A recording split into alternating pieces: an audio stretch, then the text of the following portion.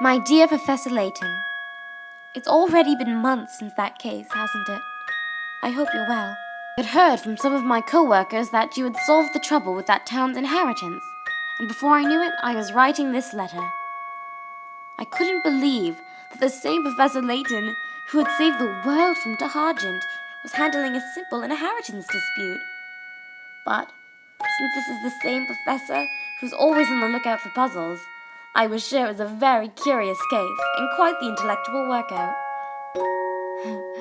Luke's taken over my role quite well, hasn't he? To tell the truth, I'm a cameraman for the World Times these days. That co-worker of mine who told me about your latest adventure is actually Doris. Remember her? From those days traveling in the Bostonius? Actually, it was precisely because I had so much fun traveling with you that I decided to work for the World Times. The varied peoples of the world, the landscapes in all their captivating beauty.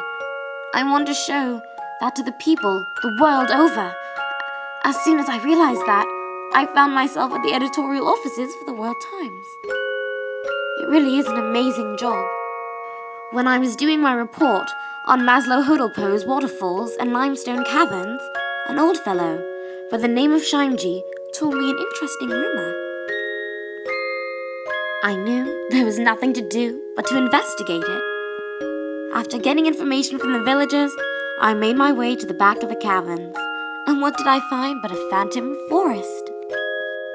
This was a huge scoop for the Times, so maybe you've already heard about it, Professor, but that was my first big story. It wasn't written in the article, but at the back of the forest, there were some ancient ruins. My money's on there being all sorts of puzzles hidden in there, so I hope one day can come and solve them. I wonder, could it be some sort of new archaeological discovery, separate from the Azran?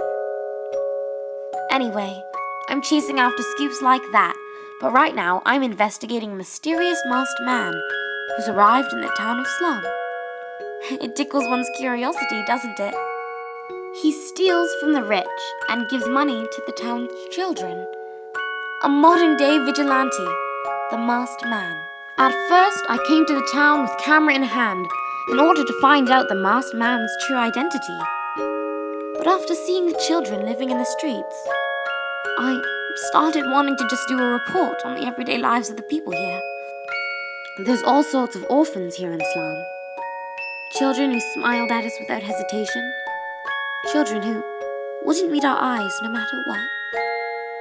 They showed us all sorts of emotions. Looking at them, I started to remember that time. Long ago.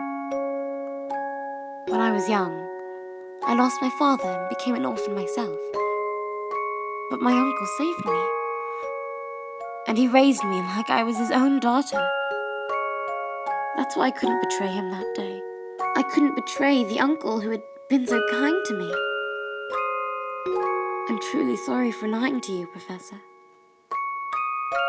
But it was only because of my uncle that I was able to meet you in the first place. Fate is a curious thing, isn't it?